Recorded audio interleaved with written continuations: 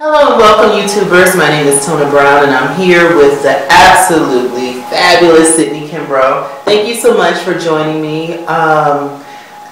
Being that this is the 10-year reunion of my transition, a lot of people don't know that I could not have made it through and would not have been so comfortable in my skin if it was not for Cydne.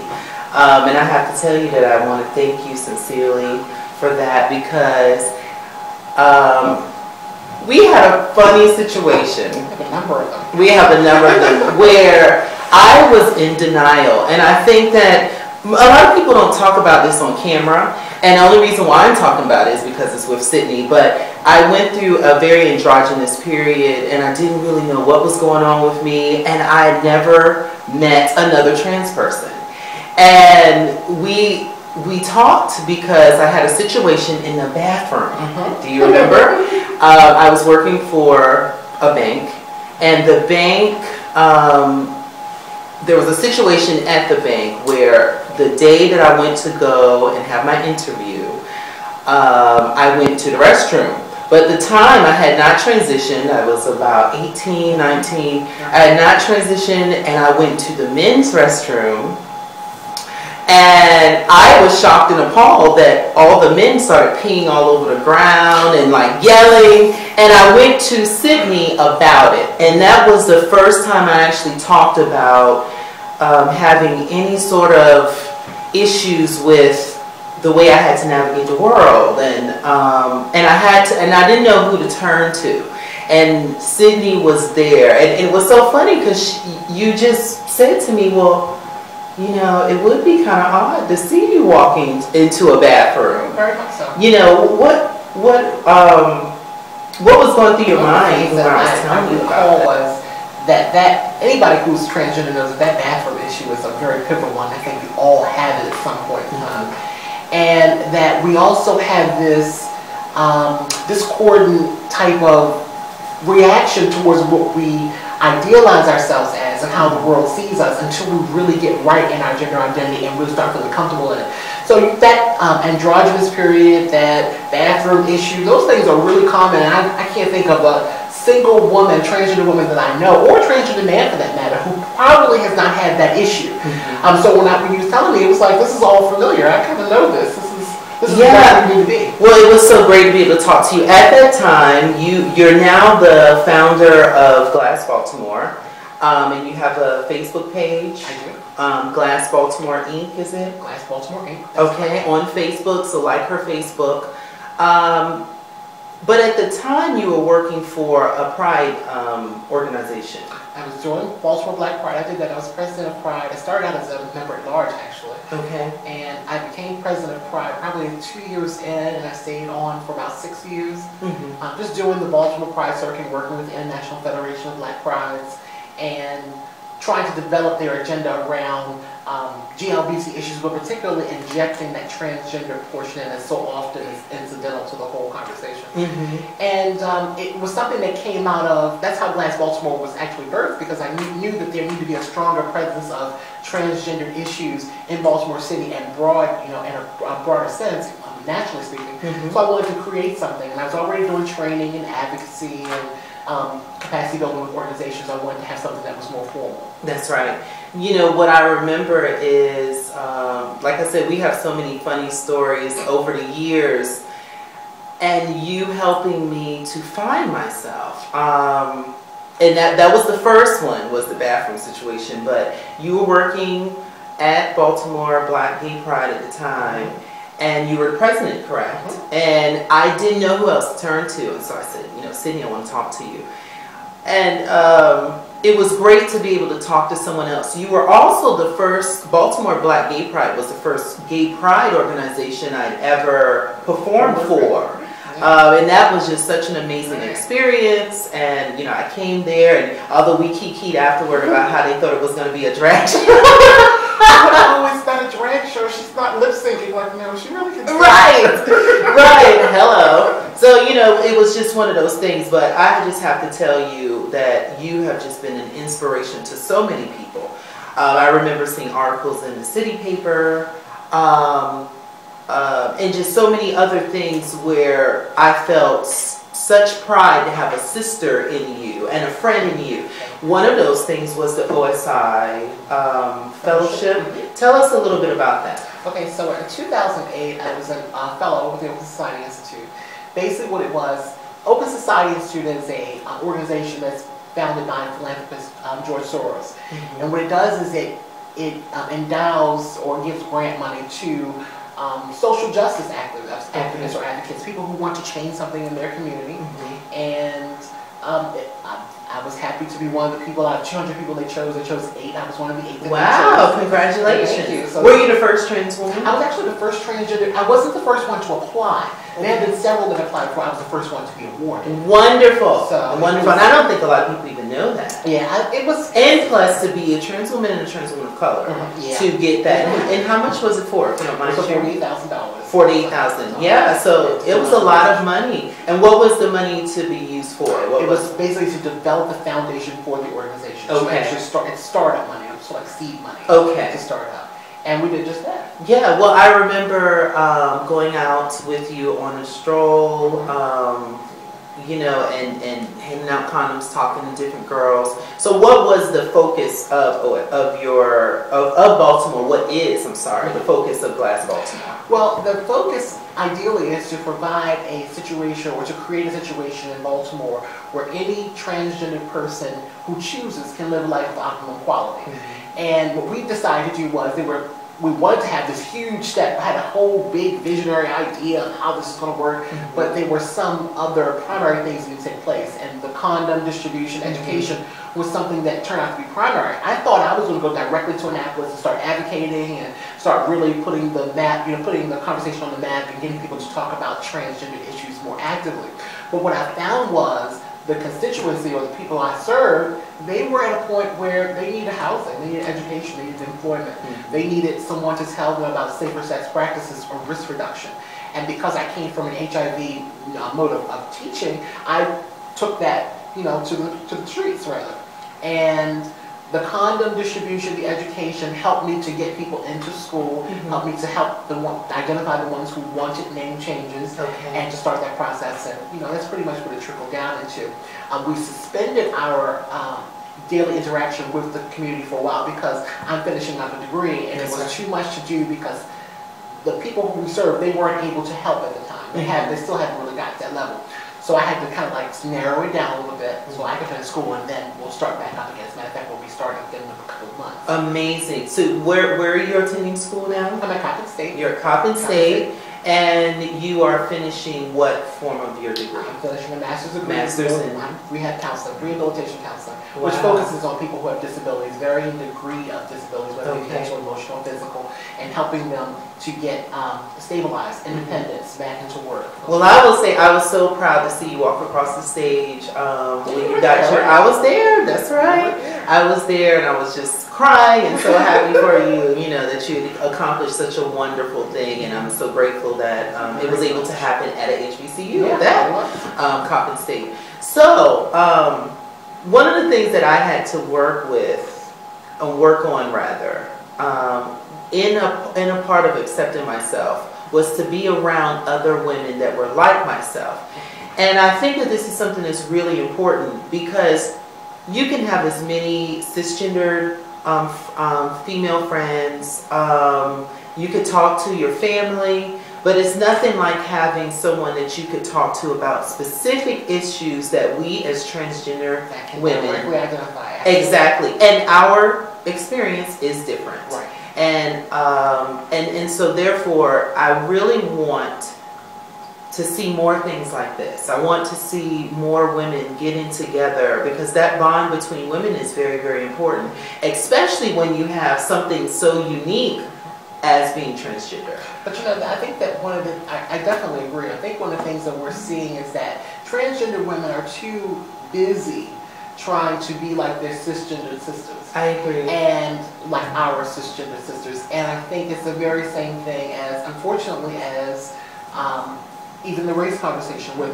blacks trying to aspire to what the white standard was and missing the importance of the black standard. That's right. And the black importance. I think the same thing is happening with transgender individuals. We spend a lot of time trying to aspire to our cisgendered sisters that we miss the importance or the unique platform that transgendered experiences have. I agree. And therefore we overshoot it. That's right. And where's the trans pride? Yeah. You know, yes, we've embraced womanhood, we've embraced our changes, but we need to really embrace the unique qualities and the beauty within our community. We need to highlight them. And we need to highlight those. And not only that, a small plug for Monica Roberts from Texas. Absolutely. I absolutely love what she's done with Trans Griot. It's just amazing. Because if you don't know where you came from, how do you know where you're going to go?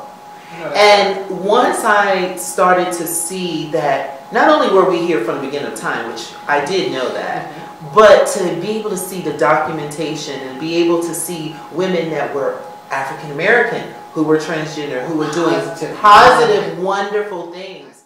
So Cydne, how were you raised? You were raised with your mother, your father? Actually both. Predominantly with my mother. Okay. And my father, I had visitation with my father on the weekends. They were a very supportive family. They are a very supportive family, my brothers and sisters included, in the fact that whatever I brought to them, they were always very supportive of.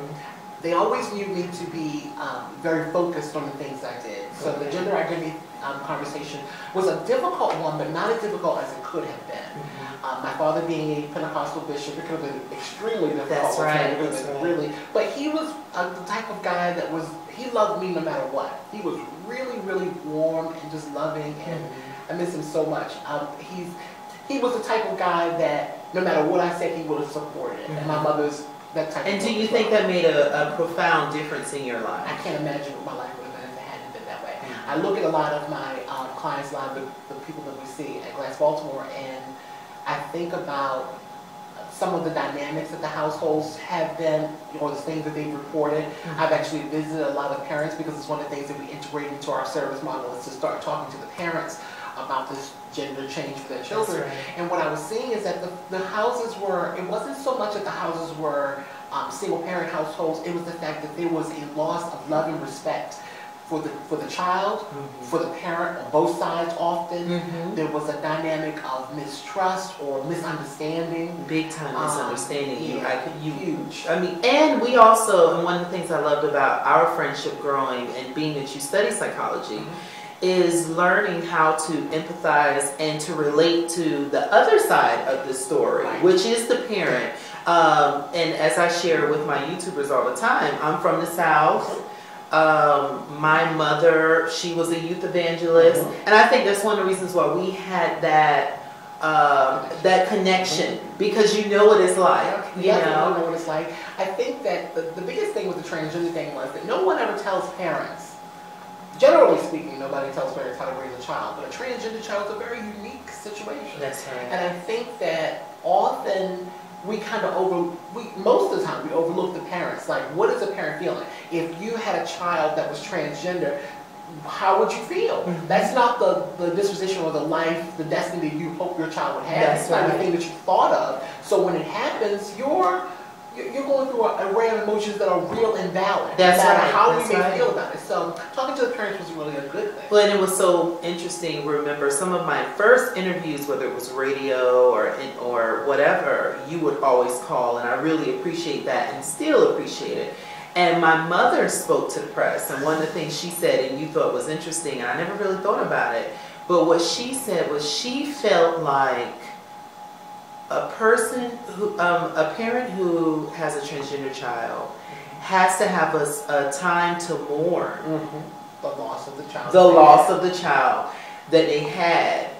And I was like, Mom, I didn't know you ever went through that. And we talked about it, and I said, that is really interesting. She never really said that to me, but she said if she had any advice to parents who had transgender children. I personally feel that I met your mom. Your mom is amazing. We went to go see Kathleen Battle together. She's a beautiful woman.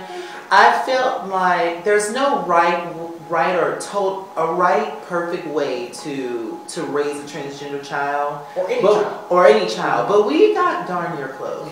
My mother, she protected me from other family members that might potentially say something or be harmful. She always stood up for me if I felt that I didn't want to be in a situation. Did you feel that way about your mother? Absolutely. And I think that we got a good deal. We did. If you look at the scheme of parents, even the ones of us who are advocates as well, some of the parents weren't as, as accepting. Some of them, it didn't go as easy as they like to have gone. And I think that what happens is that as a result of that, those kids find themselves on the streets, they find themselves involved in substances and so many other things because they're missing the child-parent bond is such a important one in development that it will throw off we see it all the time, it throws off the scale for the rest of your life if it's not there, and those kids will go out looking for that. We find it with people who are involved in sex work or involved in drugs. This is not just transgender specific. Of course. This is across the spectrum, across our communities in general. So, the parental, that parent thing and family in general, not just the parents, but the whole family, the nucleus family, is really important for development, for any child's development, particularly a transgender child. I can't agree more. And, my mother held me on the same standards that she did the rest of her children. That's right. And one of the first things she said was, well, whatever you do, don't bring shame on the family name. That's And she was very real about it. Like, look, I'm going to support you and I'm going to love you regardless because you're my child. But I'm not going to cater to no foolishness. Right. And so you knew that growing up. She accepted me as her daughter. That's right. Very early, very early. And when she started to notice the change, she did the research herself. And that's amazing too. And, I will never forget that. You were also there when I actually told my mother that I was transgender. We talked and Cydne said, let me come with you because we didn't know how it was going to be. Even though my mother was open, she was open to me living as a gay male at the time. And the transgender thing, she didn't even know what the gay thing was. So the transgender thing, we wanted to make sure that she was going to be okay. And Cydne came and another one of our mutual friends came. And my mother said, when I walked through the door, what did she say? She said, so do you consider yourself to be a transgender woman? And I said, yes. She said, let's have to work that. Okay. And she went on with the conversation. And Cydne goes, well, okay. Well, and from that day forward, it was, she said, I was waiting for you to come to terms with who you are. And she also made decisions in my performance career that she wouldn't allow me to do certain things because she said, I always knew you were going to go through a change. So imagine my life. And one of the reasons why I don't judge other individuals, I love doing the outreach, talking to different people who are willing to hear from me. Imagine my life if that wasn't the case. It could have been extremely different. So now, what is going to happen with you once you get your degree? Well, now it's time to take Glass Baltimore to the next stage. We have some other administrative things I really want to put in place. It's time to do more formal funding because I haven't sought any other funding. Doesn't have the manpower to manage funding. Ethically speaking, I don't have the manpower to run funding, upland or funding for OSI. So it's time to really start aggressively going after funds. I want to go after a couple of behavioral health dollars because I think that behavioral health is very important to what we do. And it's something that we kind of overlook when we're talking about HIV or substance abuse or education. The behavioral health has to be in place. And that's something that a lot of transgender people, while it should be a part of the transitioning process, is something that most of us overlook. We don't want to go to counseling, we don't want to go to mental health therapy because we have a mistrust generally. That's right. System, but it's important. And probably some more advocacy. I'm probably going to look into my next educational steps next year, whether I want to do a doctorate or a PhD. A PhD or a law degree. Or both. I looked at dual programs. So we'll kind of figure out, once I get the Glass Baltimore, back on track and stabilized or moving again, then I can decide what I want to do educationally. Now, the other question I've always wanted to know was, and I would love for you to be very frank with my YouTubers, what is it like being an African-American woman who happens to be of trans experience and owning a business that caters towards our community? Because you've had many challenges that we've spoken to off record. And you're not the only one who's communicated this with me, and I really want people to know, there are a lot of things and boundaries that society will put on a business such as Glass Baltimore. And what have some of those challenges been? Well, I think the first thing that comes to mind is there are a lot of misconceptions about what it would be. When you say transgender, the general population's understanding of transgender, unfortunately, in most urban areas, a lot of urban areas, I should say, is sex work. Because that's the only thing that they see of us. They don't see the professional side.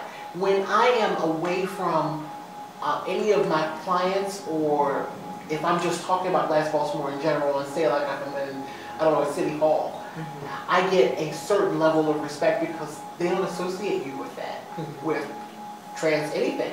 The moment that they do, now it's the reputation that you've had before, and then they kind of have a scrutinizing eye because now you're the representation or the new standard of this transgender thing. We've never seen anything that was transgender that was, or anyone who was transgender who was polished and could meld in with the rest of us. So it's a double-weighted type thing. You have the weight of having to carry the conversation and to legitimize it or to educate people in a way that is not going to polarize people or to be off-putting, but at the same time, you have to also create a new reputation, if you will, on your own platform. So it's like, you're the new face of this transgender thing, and now you have to educate me of all the things that I think that are bad, the negative things. You have to kind of display. It's a real fine line to walk. I can imagine. It really is. And you have a lot of people who really just don't understand it. They think that the gay conversation or with gay men and lesbians is the same as transgender. You have to separate that. You have gay people in the community who are advocates who really don't understand why we're having this conversation. So there are a lot of different facets trying to assert yourself in that scheme. But thank God I've been very successful with it. And that's why I'm very careful. A lot of times there are things that happen, and things have happened in Maryland very recently that I haven't been always there. And the reason is because I know that I have a certain level of influence with things, and I can't show up for everything. You don't want to make yourself a little tired to where everybody's, oh, here she comes. She comes to the opening of every envelope in town. That's right. You want to make sure you use the power responsibly. And I have some really big tasks ahead for our community that I need to be very focused on how to do things. That's right. And that's a great way to look at it. And anyone who's a professional, anyone who wants the best for their business and for the community from which they serve would think on those lines. You know, thank you so much for giving us this interview and talking to us about, you know, your business and your life. We really, really appreciate it. Thank you for having me. You're very welcome.